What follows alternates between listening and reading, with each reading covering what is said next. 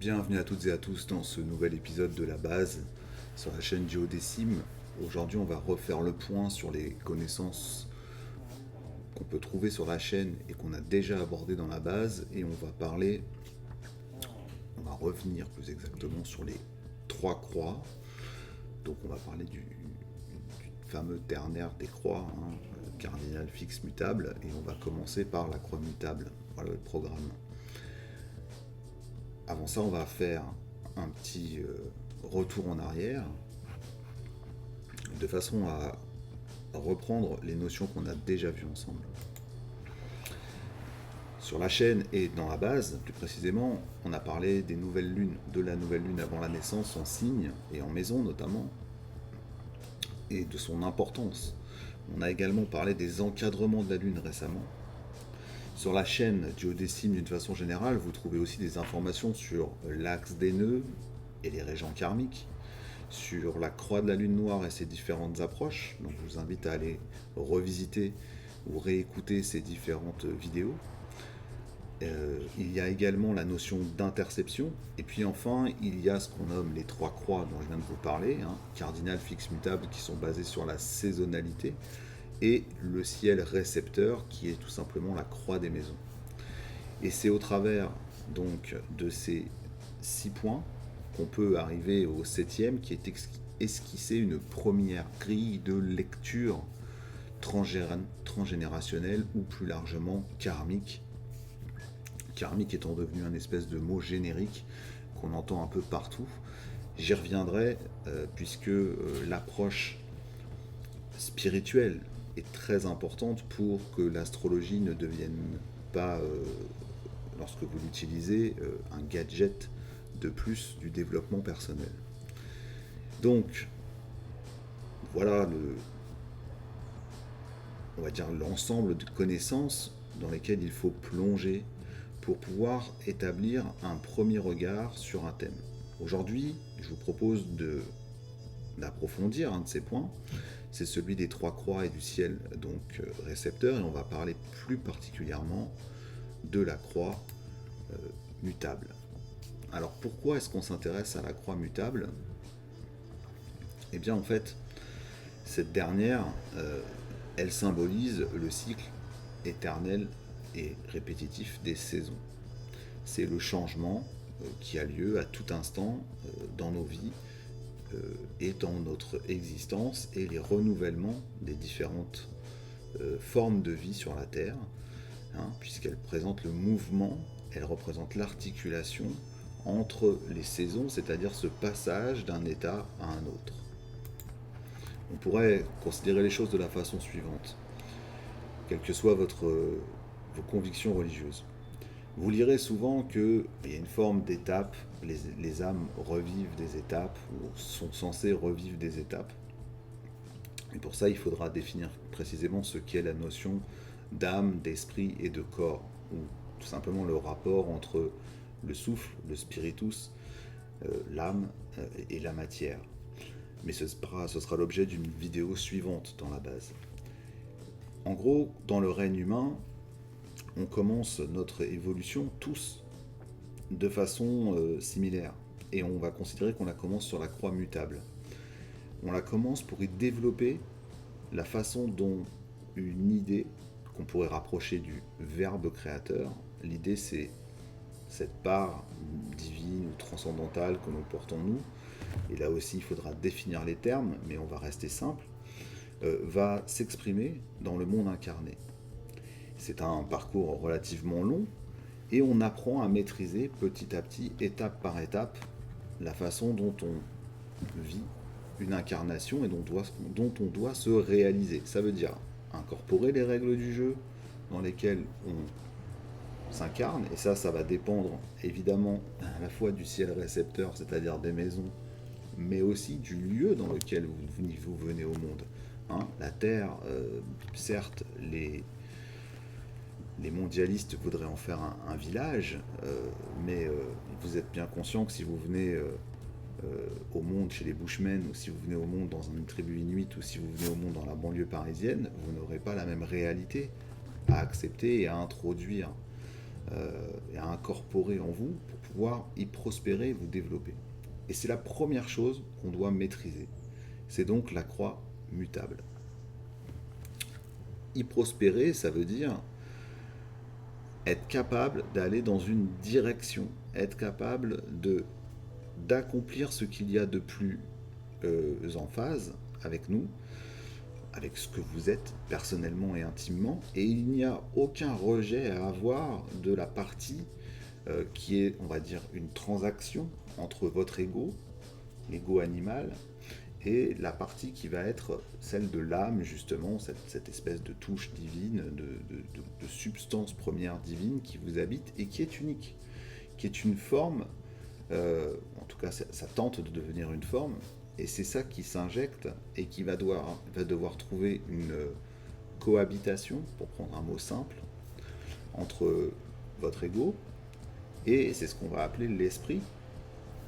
Et la relation âme-esprit, une fois réalisée, va permettre d'évoluer en conscience. Mais on n'en est pas au stade d'évolution de conscience. Et personne ne passe directement au stade de l'évolution de conscience. Lisez attentivement les biographies, autorisées ou non autorisées, des grands sages ou des sages proclamés.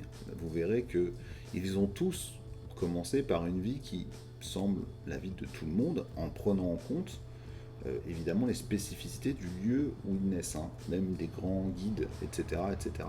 Il faut aller au-delà des mythologies des personnages. Pourquoi j'insiste là-dessus? Parce que tous on est amenés, quel que soit le niveau ou ce que vous entendez sur les histoires de vieilles âmes, d'âmes qui auraient déjà tout connu, tout vu, tout fait, c'est peut-être véridique, hein, je ne détiens pas la vérité en majuscule, c'est une vérité que je vous apporte. Mais l'idée est la suivante, on doit tous s'accomplir en fonction de ce qui est inscrit en nous comme étant juste pour nous. Encore une fois, il va falloir distinguer la notion de bien et de mal qui sont des critères sociaux et des critères d'adaptation et la notion d'accomplissement de ce qui germe en nous. Ça va nécessiter une prise de conscience de qui nous sommes et pour ça il va falloir s'élever au-dessus je dirais, de notre thème et des différentes croix. Mais on commence tous par la croix mutable. Tous.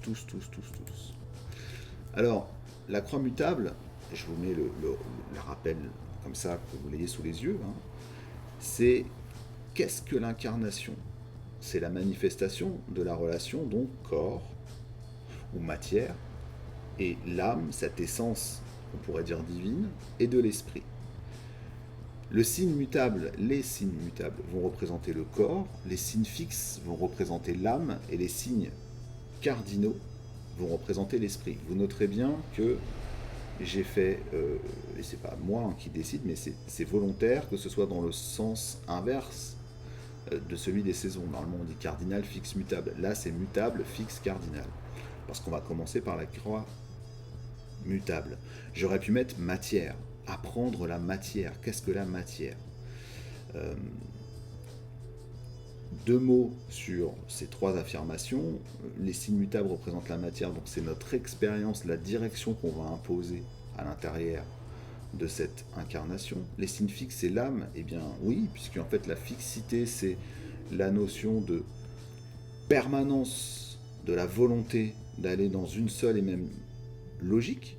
Ça ne veut pas dire qu'on est entêté ou que l'on est bête ou pas ouvert aux choses, c'est que c'est cette graine subjective qu'on pourrait aussi qualifier de portion infinitésimale de l'univers, du tout, qui essaye de se connaître lui-même, ce grand tout, au travers d'une de ses manifestations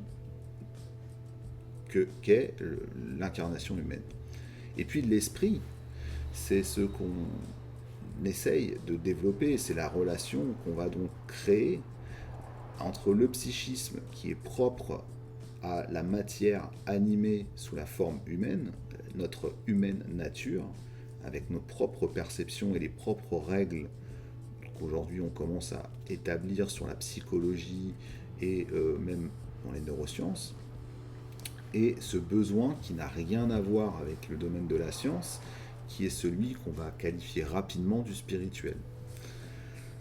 Mais avant d'arriver aux signes cardinaux, évidemment, on passe d'abord par cette fameuse croix mutable. Alors,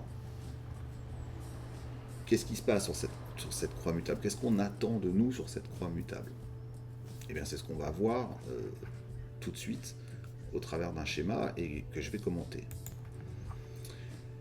Voici le schéma. Alors, vous reconnaissez les signes. Hein. On a pour l'axe vertical la Vierge et le Poisson. Et puis pour l'axe horizontal, on a les Gémeaux et le Sagittaire. Le but de cette croix, c'est d'acquérir de la mobilité, c'est-à-dire d'être capable d'inscrire un mouvement qui bien sûr va être défini dans le temps, qui est le temps de notre incarnation. Et ce mouvement, c'est quoi? C'est la volonté qu'on a, que l'on possède en soi, d'accomplir ce germe de sens, ou ce verbe, ou cette in spiritus, c'est-à-dire ce qu'on a en esprit, notre souffle divin, pour peu qu'on essaye un peu de s'interroger, mais il prend plusieurs niveaux de conscience. Hein, au départ, tout simplement, notre première volonté, c'est de survivre.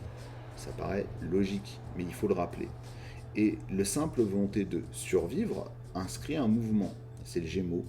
Le mouvement, c'est aller de haut vers le bas, de faire la conjonction des opposés, de s'interroger sur ce qui est différent de nous, et de tracer sa voie dans une direction, le Sagittaire, et d'en tirer des règles, hein, les fameuses règles jupitériennes.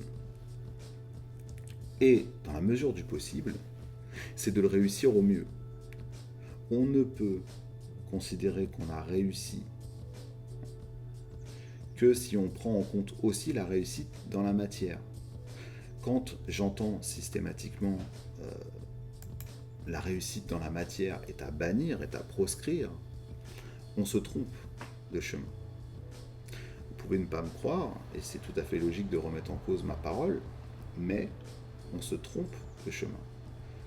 Si on s'incarne, c'est aussi pour vivre la réalité de ce plan de conscience. Après, rien ne nous interdit d'évoluer à l'intérieur. Mais on commence toujours par la croix mutable. Et la croix mutable va nous demander d'arriver au maximum de ce que l'on peut manifester sur le niveau de conscience le moins élevé, c'est-à-dire réussir sa vie, au sens de nos propres valeurs, de celles qui nous sont chères et importantes. Peu importe la façon dont vous percevez cela, considérez que vous ne pourrez pas passer à une étape supérieure si vous êtes dans un premier renoncement initial. Ça, le renoncement initial, et je ne vais pas m'étendre sur cette vidéo, mais ça fera l'objet notamment d'une série à laquelle je tiens beaucoup. Je vais vous montrer la cover, pas celle-ci, sur la base qui va, vous voyez, il écrit Fear of God, qui parle en fait de ce en quoi l'on croit et la façon dont on se représente la mission d'une âme et de ce qu'est l'univers et son ordonnancement. Et donc, de cela découlent aussi des tas de visions, et notamment des tas de dangers qu'on peut retrouver dans le développement personnel, mais aussi dans la spiritualité et également dans l'astrologie. Et ce sera l'objet de cette série-là, et elle ne sera pas que sur la base. Je vous en reparlerai, évidemment. Revenons à notre croix mutable. Le mouvement, c'est donc le Gémeaux. On se disperse, on regarde, on écoute, on cherche, on veut mettre du sens sur chaque chose. Et plus on avance, plus on s'autorise à faire ces choses-là avec, bien sûr, le thème qui est en rapport dans votre vie, votre thème de naissance, on va utiliser, principalement pour accomplir ce mouvement, eh bien, l'ensemble des autres signes qui ne sont pas ceux de la croix mutable. Donc, les 8 autres signes du zodiaque, en dehors de la Vierge, du Poisson, du Gémeaux et du Sagittaire, vont être nos expériences qui vont nous amener, vont incarner une partie des expériences qui vont nous amener à explorer par la méthode des carrés, vous les connaissez, pour se déplacer sur une croix, et donc les différentes possibilités de notre vie en étant fidèle à ce que l'on porte d'unique, d'authentique et de singulier en soi-même. Donc si on réussit ça, eh bien on imprime une direction, on va vers le Sagittaire. Mais dans ce rapport, qu'on pourrait appeler le rapport Mercure-Jupiter, Mercure est le maître des Gémeaux et le maître de la Vierge, et Jupiter est le maître du Sagittaire et le maître des Poissons, il y a une autre logique. Il y a la logique de perfection et d'entropie. Qu'est-ce que ça veut dire et qu'est-ce que ça représente au niveau de la croix mutable? Eh bien, c'est qu'une fois qu'on a atteint les choses, on a atteint une satisfaction dans une quête, et ça peut considérer que ce mouvement peut se répéter à chaque fois qu'on va faire une élévation de conscience. Mais initialement, on passe toujours par la croix mutable pour opérer une élévation de conscience. Ça peut être vu en général dans toute notre vie, mais aussi dans tous les stades intermédiaires. Il y a à chaque fois une reprise de la croix mutable pour monter d'un cran. Et donc, la perfection de la Vierge, c'est quoi? C'est qu'on voudrait être exactement, réussir exactement tout ce qu'on porte de légitime en soi, qu'on sent comme légitime, habitant notre intériorité, avec tous les moments qui nous demandent de nous découvrir. Mais la perfection, vous connaissez l'adage, n'est pas de ce monde. On va dire que la perfection, c'est la graine, c'est le verbe initial qui est venu comme une touche s'incarner au travers de notre existence. Je remets le schéma. Si c'est sur l'axe vertical, c'est sur l'axe du développement, donc cette fois-ci de notre ascension. Il ne s'agit pas que de s'accomplir matériellement au sein de la matière, même si ça fait partie, comme je vous l'ai dit, de la réussite de notre passage dans ce plan de conscience. Mais nécessairement, il y a un autre mouvement qui arrive, que l'on appelle l'entropie, et qui est représenté par les poissons. L'entropie, en fait, c'est quoi? Pour commencer, avant de définir le mot, ça vient avec l'idée qu'une fois qu'on a accompli les choses qui nous faisaient tout simplement envie, mais dans le sens positif du mot envie, entendez-le comme la langue des oiseaux, eh bien il y a une insatisfaction qui est liée à l'humaine nature. L'insatisfaction est liée à l'humaine nature, parce que l'humaine nature, on a beau combattre, je dirais, le sentiment de dépossession, on a beau combattre le fait de ne pas désirer, apprendre à se détacher du désir, ça c'est une autre logique, mais importante, il n'en demeure pas moins que l'insatisfaction fait partie du réel. Et on va changer de standard, ou on va changer de mode référentiel. Mais pour cela, pour en changer, il faut avoir acquis déjà certaines choses. On va le dire clairement, je réussis mes études, je réussis un projet, je réussis matériellement dans un travail, j'ai atteint les objectifs que je porte en moi comme quelque chose de fort et vraiment comme étant l'essence de qui je suis, et c'est cette perfection que j'essaye d'incarner dans la matière, la Vierge, en parallèle du mouvement que j'imprime donc dans mon existence et dans le temps, l'axe horizontal, le mouvement Gémeaux-Sagittaire, qui donne une direction et un sens avec un petit s et un sens avec un grand S à mon existence.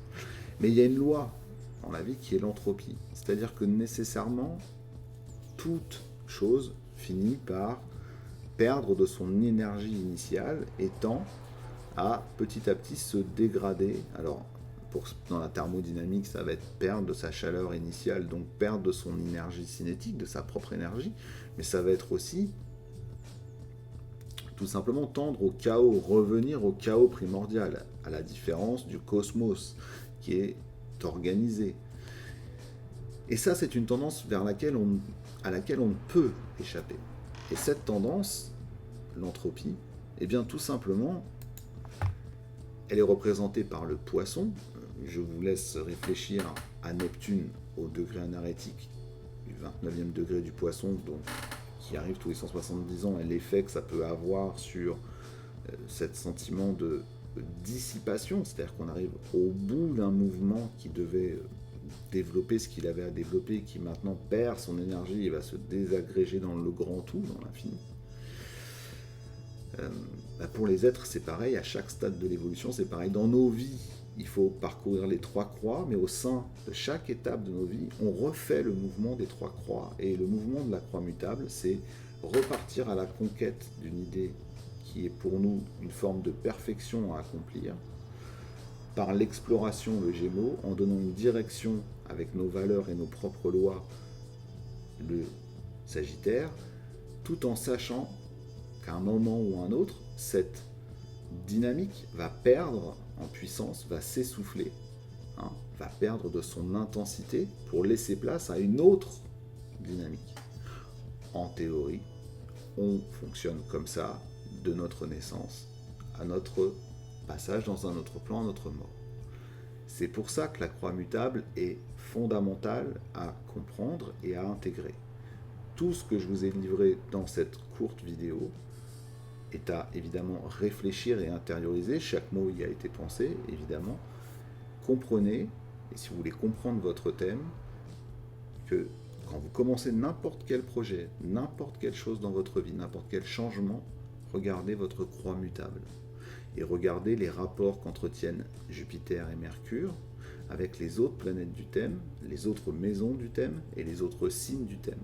Les 8 autres signes sont au service du travail de la croix mutable, soit pour empêcher certains mouvements, en favoriser d'autres, soit pour nous mettre à l'épreuve, soit pour nous faciliter la tâche. Mais vous ne pourrez pas faire de compréhension de ce qu'on appelle le karmique ou le transgénérationnel si vous ne passez pas par l'étape de comprendre l'importance de cette croix mutable.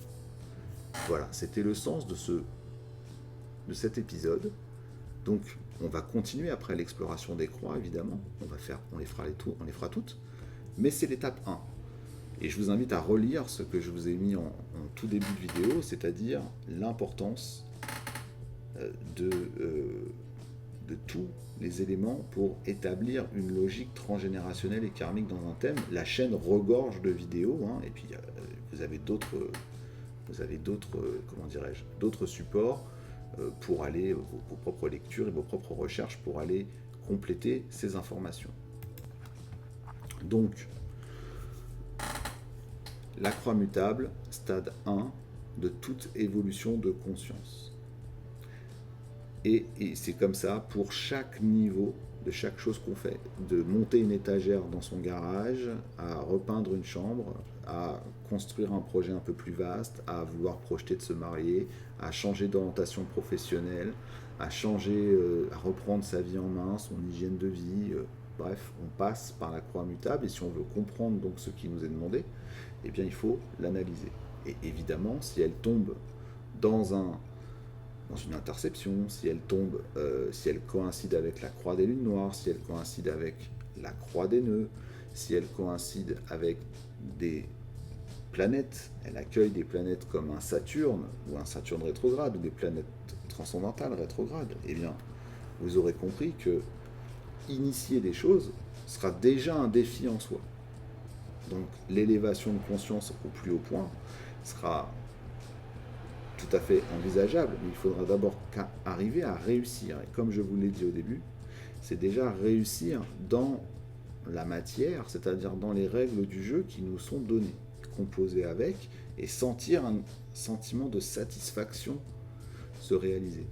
Parce que vouloir abandonner toute satisfaction, comme je l'entends souvent, c'est la plus courte voie pour se désespérer de l'existence, parce qu'on n'y est pas prêt initialement à ça, et se retrouver dans une forme d'apathie, voire dans une prédisposition à être manipulé ou à se contenter. Et se contenter est un mot qui peut être bien lorsqu'on n'a pas d'autre choix pour garder la souveraineté ou la puissance intérieure, mais lorsqu'on vit dans un système organisé avec d'autres humains, se contenter, c'est s'asservir. Donc, je vous laisse réfléchir à tout ça, et je vous dis à très vite sur la chaîne du Duodécime. Ciao.